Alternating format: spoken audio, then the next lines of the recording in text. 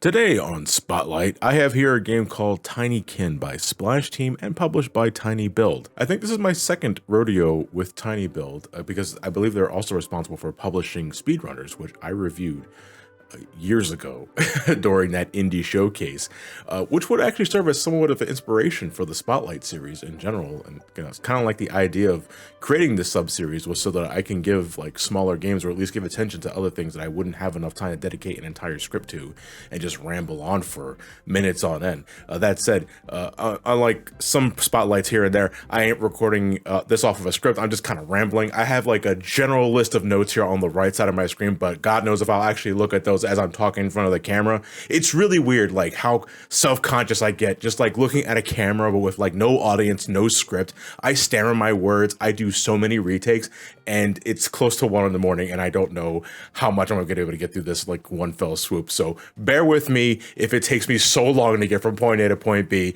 I make no promises. Anyway, that said, Splash Team and Tiny Build has supplied me with a code for the demo of the game that I believe is going up on Steam pretty soon after this video goes up. Might be a little before, might be as this video is going up. So if you're at all interested in the game yourself after watching this video, you will have all the info you need in the description down below. Let's get into this Tinykin. And I gotta say right off the bat, as I was shown the trailer for this game, I like the hodgepodge art style they had going on here, where so everything's made in the Unity engine, right? And I kind of like the blend of art styles here, where the environments, while cozy, it's also like pretty damn detailed. There are a lot of miniature objects here to really emphasize just how tiny your main character is for this adventure. But I also love the fact that, you know, your main character and all the NPCs in this game, they're completely 2D animated. While I thought originally, oh, this is going to be really weird. It's like if you had Mr. Game & Watch, but you were able to move into 3D space, but Game & Watch would never like turn to face where he was going. He was still like stuck in this two-dimensional plane. And it ended up not being a big deal at all, like, because I believe thanks to the glorious use of a drop shadow beneath your feet, it is still very natural to jump from platform to platform and never lose your footing, even when you have to do really precise things like maybe jump on a few bongos here to gain higher altitude, or when you're grinding on a rail, or I guess a silk string using a bar of soap. That ended up never having to be a problem, and I was really surprised by that because I thought it was going to be one of those things like, oh, I'm so thin, I don't know exactly how I'm going to be able to clearly tell where I'm going to land here and there, and that wasn't the case. That said, and this was a very, very small thing, like the character himself, I would have liked if whenever you held up, like, Milo would have a separate set of animations where you like his back is facing the camera, he's looking ahead of where he's going. Having him look left and right constantly, I thought was just a little weird, but at the same time, it wasn't that big of a deal because I'm not even really looking at the character when I'm doing all sorts of platforming shenanigans. I'm really just, my mind's on the game and where I can explore, when I can explore, and holy hell, this game does that in spades. And well, let's get into it real quick. So what exactly are we doing here? Not even just in terms of the demo, but like the setup for this game. So we're this character named Milo. We are an astronaut and we are heading to the planet Earth, and we find ourselves landing inside of this one house that seems to be kind of stuck in the 90s. And despite it seeming to be uninhabited, you quickly find out that the place is, I don't want to say infested because that has like a negative connotation to it, but it is teeming with all sorts of insect life, from ants, shield bugs, dragonflies. I think there's some praying mantises here and there. And they've pretty much made the giant house their home. But it's more than that, because it's like a different sets of communities that all like worship this character that they describe as Ardwin, who you kind of put 2 and 2 together. You figure Ardwin is probably the owner of this house, or at least the previous owner. We don't know, because Ardwin is treated as a deity that these folks worship like a god. There are churches dedicated to this man. There are factions dedicated to this man. And I have to say that is probably the most intriguing element of Tinykin so far, is like the mystery behind Arwen's true identity. Like, is he just a human that long ago left the house, or maybe got caught in nuclear fallout? I don't know. There's nothing really post-apocalyptic that I got from Tinykin, because the house looks, I mean, relatively intact. I mean, there's a lot of crap in there. I mean, it is a hoarder's dream. There is so much crap all over the house, but at no point do you ever see another human, or at least human-esque figure, because I don't know if, is Milo human? Because he's so tiny, and I don't even know if he really is human, because later in the game, or at least later in the first world, you know, one of the hazards that you could run into that can actually kill you is water. And when you head into the water for a little longer, Milo would he just bursts. And normally, if I'm a human, if I'm in the water for too long, my fingers get wrinkly. I don't just explode. So what's the deal with that? You know, that's like that's a MatPat game theory right there. So yeah, I am intrigued by that, the mystery behind the Ardwin character and whether they are as benevolent as they seem to be. Nothing about this game seemed pessimistic. I got pretty jovial vibes from both like the setting of the game and from all the NPCs that you can talk to. It's a very jokey, sort of lighthearted vibe you get from talking to people, and they come in all shapes and sizes with all sort of like shenanigans and hijinks that you could talk to, like the bar patrons who they don't actually like the drinks that are being served, but they kind of have nothing else to drink, so they just deal with it. Folks think that this thing is infesting like the bottom of like a TV set. It ends up just being a plush that you take a picture of to confirm that you have nothing to worry about. It's really weird. Like these insects, they know what some things are. They identify things as what we identify them as, like plushes and other figurines, but they don't know what a CD player is. They don't know a television, but they can easily describe furniture. And I kind of like that anachronistic nature of how items are described. It just kind of keeps you guessing, as like, again, it alludes to the mystery of what exactly is happening in this world. Like at the end of the day, are we going to be like the innocent astronaut that ends up accidentally dethroning God, so to speak? Like I don't want to be that guy again. I don't think this is going to be that kind of game. But again, it's the mystery of it. The thing that keeps you intrigued to keep playing the game. And I did want to keep playing the game, but it's a demo, and it blue balls me hard because it reminds me of all those demos I used to play back in the 90s for like the PlayStation Underground sampler, where, you know, again, it's just meant to tickle your taste bud, to get you intrigued, but it ends right before you want to keep playing. And that got my completionist mentality ruffled really hard, because it's a 3D platformer, and as a 3D platformer, you do all the usual things, right? You know, you have these collectibles in the form, they look like little popcorn kernels. I'm not entirely sure what they're exactly supposed to be. Actually, I think it's just pollen, like very shiny, glimmering pollen that you just want to grab and like munch on yourself. But I wouldn't do that, especially if you have an allergy. So yeah, there's so much of that to collect, and like they give you more than enough. Like when I first saw like the threshold of like 704, I was like, oh my goodness, I'm gonna be here all day like collecting all these things. But like by the end of my complete venture through the world, it took me about an hour to complete this world.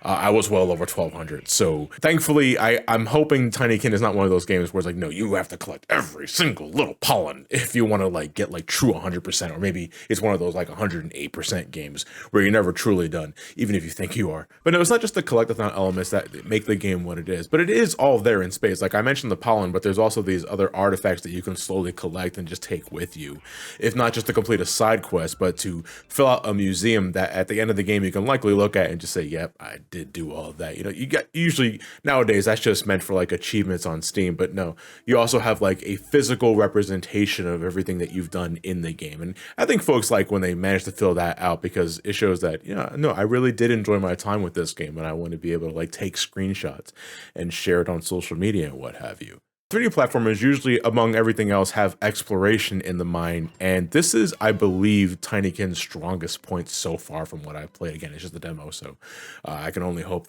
that the rest of the game is like this. Got a good feeling it is based on what the trailers I've seen, but so levels, or at least worlds in this game, they're just different rooms in a house. And in the first world, the Sanctar, I believe was its full name, you're pretty much exploring like a living room or a guest room. There's armchairs, there's a television set, a stereo system, a piano, a bunch of other knickknacks that like seem so harmless and innocent, like looking at from a back, but as a tiny person, that would be no different from like one of the borrowers, if you've ever seen that movie.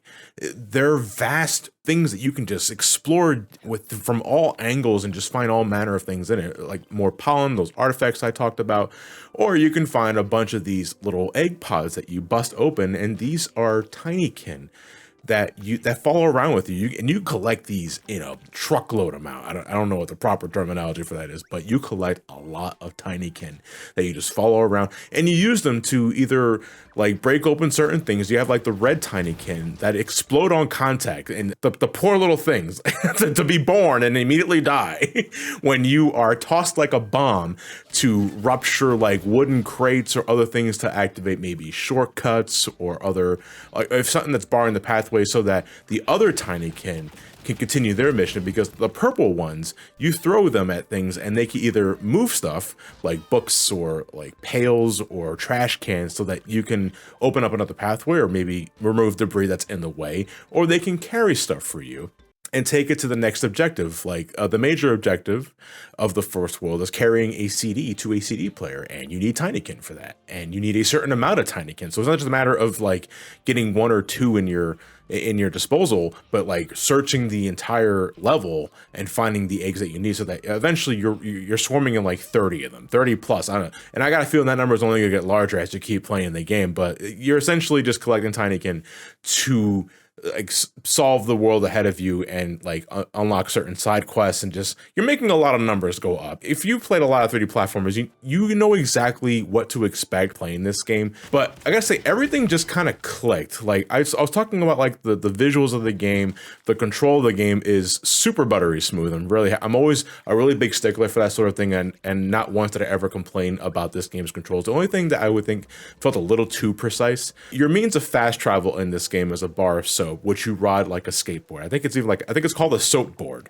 And on the ground, it's great. If you think your character's moving a little too slow on the ground, you can just hit a button and you just switch to soap board. It's just a great means of getting from point A to point B really fast. Love it. However, you can also use it on like grind rails. Like, well, they're not grind rails, but they're like silky spider webs that come out of a silkworm. And you can use the grind. You have to use the grind wheel in order to like fast travel from one part of the level to the next part. It's great actually, but you have to manually jump on the silk string with the soap board. And while it's very lenient, it's not a super tight hitbox. Feels a little too precise from what I'm used to. But for the most part, I didn't really have that much of an issue with it. And it's also still just really fun, like getting on the actual soap board and like just zooming across to the next area when I realized, oh, wait, I actually now have the required amount of Tinykin I need to get to this one area that I couldn't reach earlier because I just didn't have enough, Tinykin at my disposal. It's very gratifying level design, and one that constantly piqued my curiosity and awarded my sense of curiosity. Because I look at all these knickknacks and furniture pieces, and I start to think as like a miniature person. I start to think, if I was one of the kids from Honey, I Shrunk the Kids, where would I think of going to like find stuff here? And I'm hoping it's not a scorpion battle, obviously, or maybe a giant ant buddy. There are insects here, so maybe at one point we will befriend a giant ant buddy. But if I think about exploring one area and there might be stuff there, 9 times out of 10, there is. And I just love that feeling. I love that feeling where I think, oh, there might be something right here. And I go there and it could be more pollen. It could be one of those hidden artifacts. It could be more Tinykin for you to add to your collection. Or it could be like these pieces of soap that you slowly collect that adds more to your bubble meter, which will eventually allow you to add more to this hover bubble ability that you can do like by default. So you can jump and you can activate this hover bubble that only lasts for like maybe 1 or 2 seconds. Supposed to help you cross large distances. There's a side quest in this game that you can't, I think it's impossible to complete in the demo because you are required to have basically 2 hover bubbles, but you only have 1 by default, and in order to get a second hover bubble, you need to collect enough of these soap pieces, which there are just not enough in the level, as far as I'm aware. I combed the world pretty thoroughly, and it took me about an hour to do everything in there, so I want to think that it's just impossible to do in the demo. Again, I hate when I get blue balled, because like that reminds me of like all those old PS1 demos where it's like, I can clearly see something that is meant to be interacted with like in the full game, but it's right there, it's teasing me, and I can't do anything about that yet because it's not the full game yet.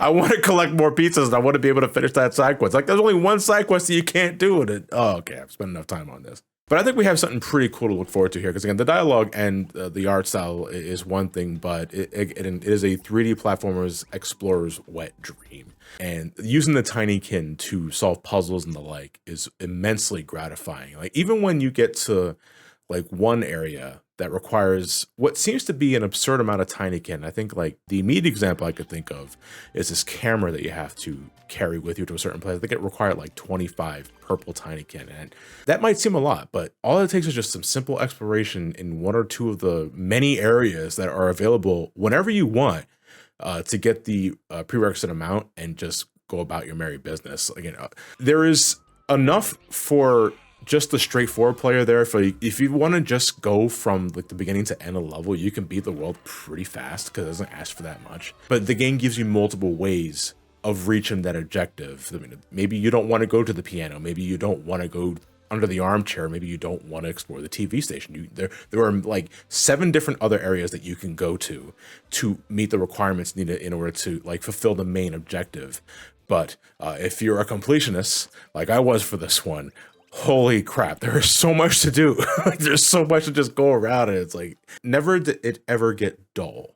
Like there was no case where you clearly just reused this asset and just flipped it here, and now suddenly a second level. Like, no, there is a unique aspect to every individual area in this room, and it left me feeling a different way in terms of like what was being offered in terms of challenges and all the like. And if every other world in this game ends up being like that, we have a really, really good explorative 3D platformer on our hands. All I can say is that I was very happy to experience this.